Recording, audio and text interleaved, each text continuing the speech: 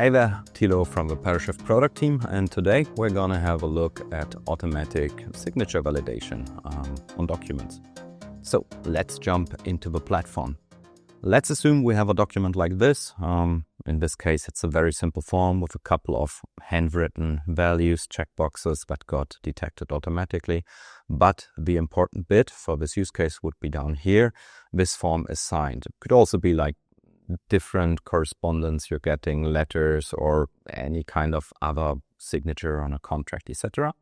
We are able to automatically detect the signature, and now what we could do, if we have the image of it, we could send it against your signature database if you have one, to automatically make sure if this thing is valid or not. Basically, we know who sent this document, the lady here with this contract number, and let's assume we have a signature under this contract number in our system. We could automatically validate it.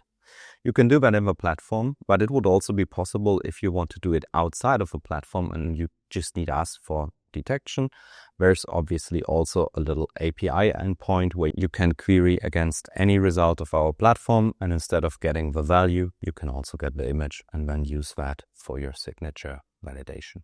So, hope this was a fun little idea how to, not fun, but productive little idea how to use this in your processes. And yeah, see you next time. Have a nice one.